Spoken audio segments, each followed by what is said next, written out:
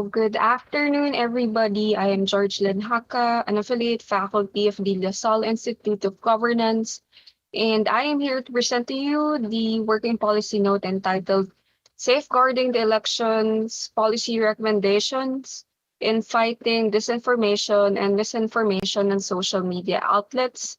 So, the policy note is based on the preliminary results of an online survey which served as an inquiry to the social media use and consumption of the Filipino youth and its link uh, with their socio-political participation.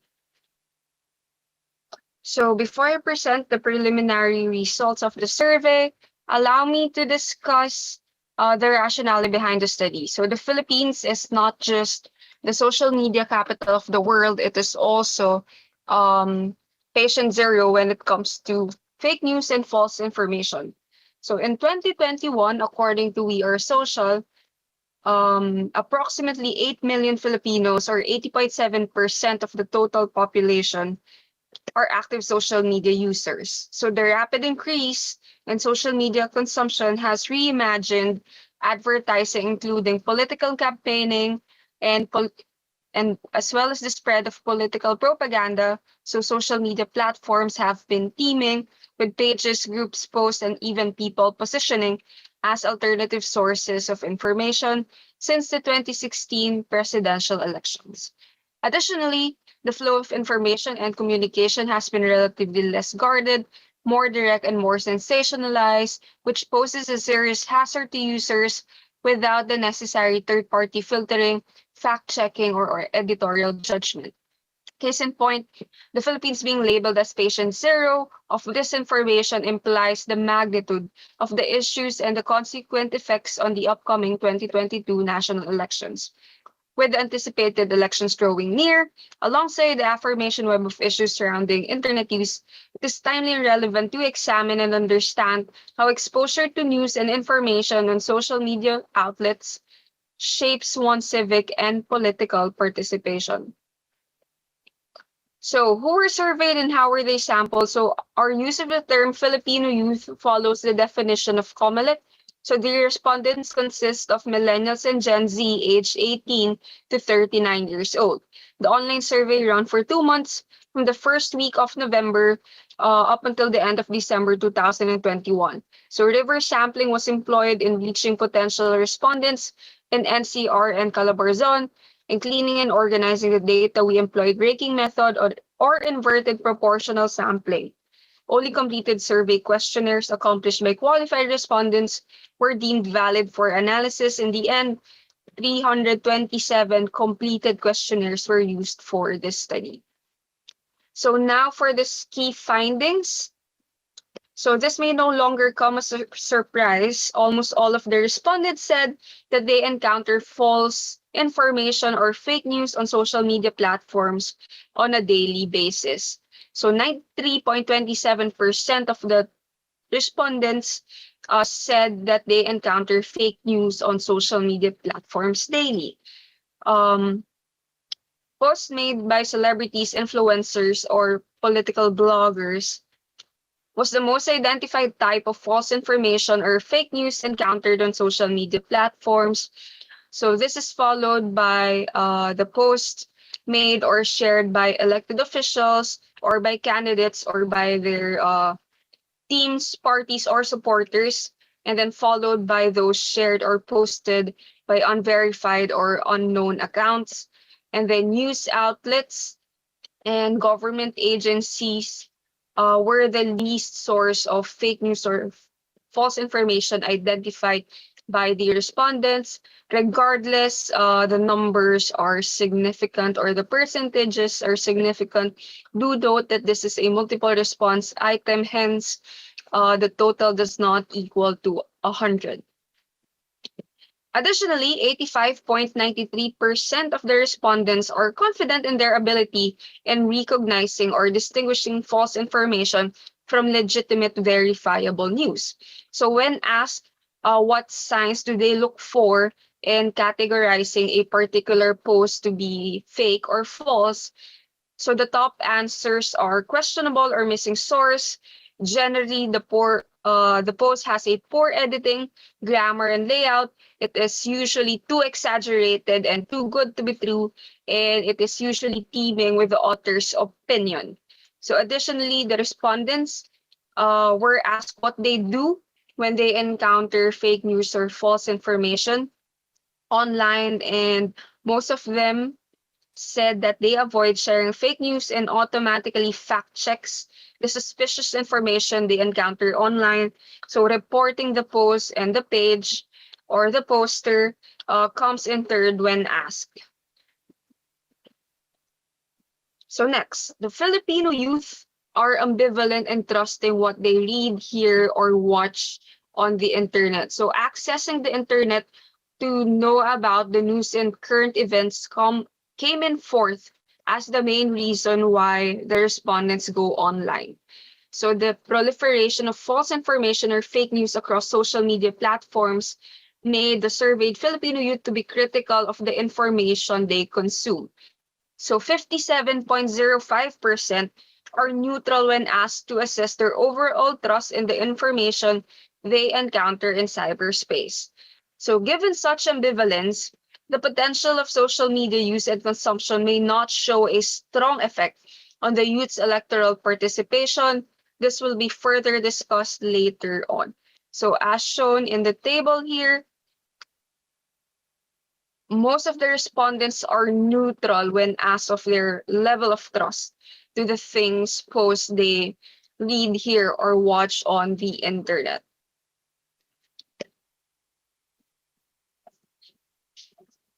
Since the surveyed respondents are critical of what they hear, read, and watch on the internet, information and political campaign accessed online are fundamental, but these are not the sole determinants of the youth's electoral participation and voting preference. So social media platforms are indeed important ICT tools. It enables the Filipino youth to make informed and critical decisions about their electoral participation and preference in candidates. However, the following table suggests that social media use and consumption may not be the sole basis of the Filipino youth, and other contextual determinants may have a stronger impact in their decision to vote or not to participate in the upcoming 2022 national elections, as well as in their preferred choice of candidate. So as shown, um, majority of the respondents disagree with the statement that their decision to participate or not was affected by what they have encountered online. And then similar results can be observed when they were asked whether their voting preference was affected by what they have read, heard, or watched on the internet. So the percentage of the neutral and the responses that do not agree with the statement, albeit smaller, are still these are still significant numbers. So we also asked the respondents the same these two questions, but particularly evaluating the influence of the post made or shared by their family members and peers. So same results were observed. Influence of the digital footprint of family members or peers are also weak. So the top answer for the two questions was one, or that the respondents strongly disagree with the statement. So as such, the breakdown of the percentage in the two tables showed this one, further supplemented by the results of the influence of the family and peers, points to the Filipino youth's careful assessment of the contents they consume online, and that the strength of the relationship changes based on a person's discretion or filtering, or how likely he or she will believe what what is posted or communicated online. So other studies share the same argument that the impact of social media use and consumption varies per person and is dependent on the platform, the source, or the website.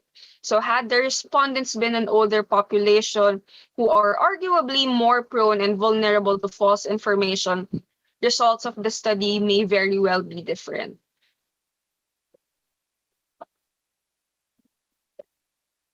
Given that the internet and the social media seems to be a weak stimulus to the electoral participation and preference of the surveyed Filipino youth, so what then motivates them to be social politically active?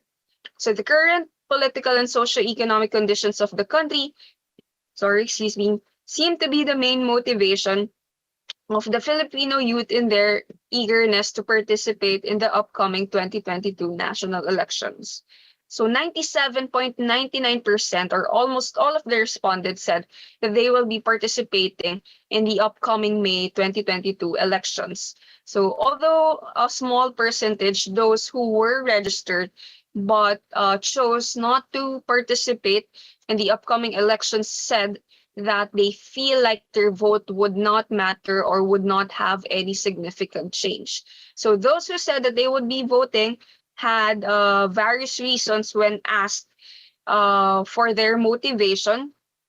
So many of the respondents, 86 out of the 327 surveyed, or 20.89%, recognized participation in elections to be their right and responsibility as Filipino citizens. The other reasons, while varying in numbers, generally underline the frustration of many with the current socio-economic and political state of the country.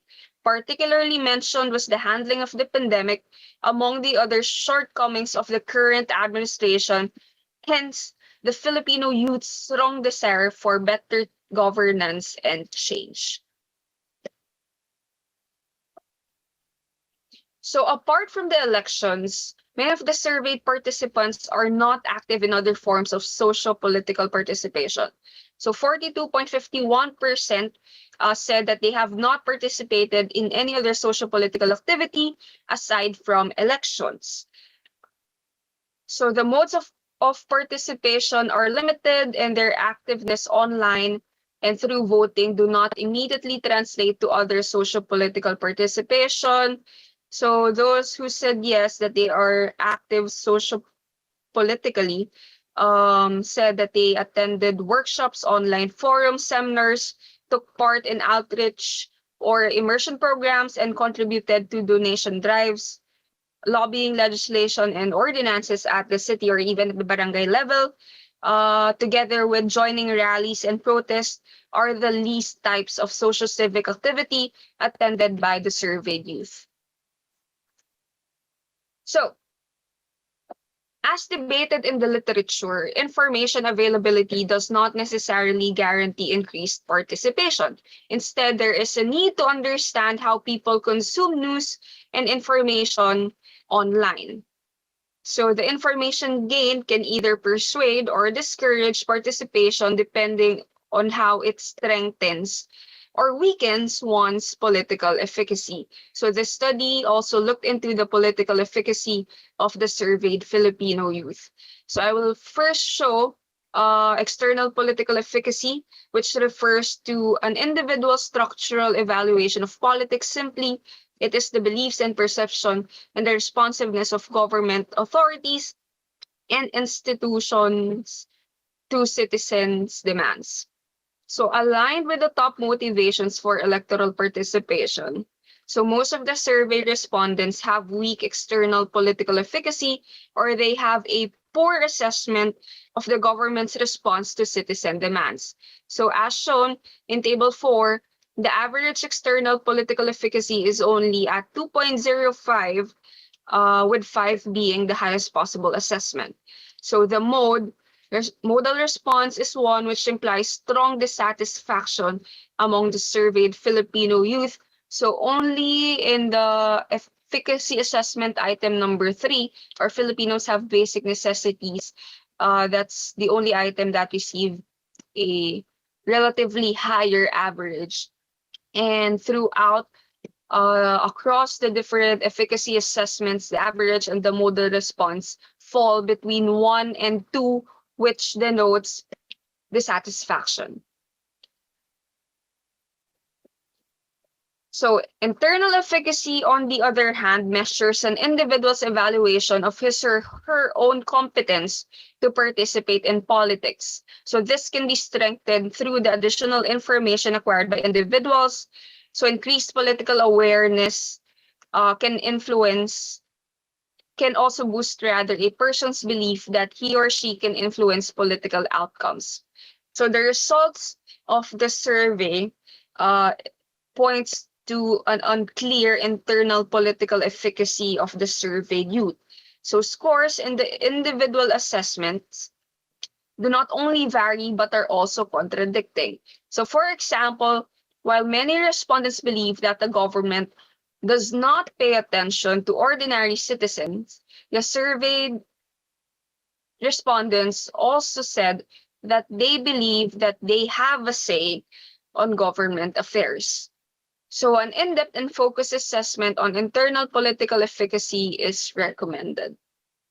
So now for the key recommendations. Firstly, a review of COMELEC Resolution 10730 is imperative to clarify what is considered acts of election, campaigning, or partisan political activity as defined in Section 1, Clause 4. As stated in the said resolution, personal opinions posted in blogs cannot be considered acts of election campaigning. Thus, these are not subject to COMELEC regulations. However, as shown in the study, most of the false information or fake news encountered by the respondents were posts coming from the very celebrities, influencers, or bloggers falling within the definition in Section 1, Clause 4. Again, the proliferation of false information poses enormous threats to our democratic institutions and may undermine the legitimacy of elections. Even COMELEC fell victim to misinformation when rumors of alleged hacking of COMELEC servers spread early this year. So second recommendation, fighting misinformation and disinformation is a shared and urgent responsibility of the public and private sectors. We recognize that policing all electoral campaigning, among other politically motivated activities on social media, is beyond the capacity and function of COMELEC. As such, the partnership between the state, civil society forces, and social media platforms should be strengthened. Engaging and maximizing resources of civil society groups devoted towards protecting the conduct and integrity of the elections should be considered. Celebrities, influencers, and even political bloggers themselves could also be tapped. Information drive or education campaign on misinformation and disinformation, while already pursued by many civil society groups, should be non-discriminatory and inclusive. If possible, these campaigns should be directed towards voters who may not have the necessary tools to fact-check information. For example, regional broadcast outlets should be encouraged to participate in information or educational campaigns. Doing so will not Doing so will also potentially restore the trust of people towards mainstream media. Lastly, legal measures against the peddling of fake news and false information should be considered. These, however, should be among the last resort.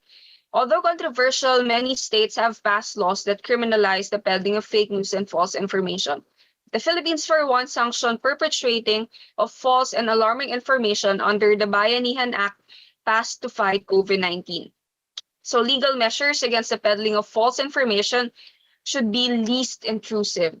It should be within the bounds of the Constitution and should not endanger the privacy and security of citizens, suppress freedom of expression, nor curtail critical albeit healthy discourse online. As such, provisions and terminologies in the legislation should be clearly defined to prevent loopholes for probable abuse. Concerned groups such as media practitioners and journalists should be consulted in the crafting of the legislation to assure that the state protects the best interests of our workforce and citizens. Criminalizing the peddling of fake news and false information should be the last resort. People, groups, and pages who blatantly contribute to disinformation and misinformation may be penalized and held accountable through other means. For one, mass reporting of suspicious posts and accounts on social media platforms such as Twitter and Facebook have been proven effective in the past. Help desks set up by volunteer groups such as #FactsFirstPH should also be promoted and maximized by COMELEC. So that concludes the discussion. I am looking forward to your questions and comments later. Maraming salamat po at magandang hapon.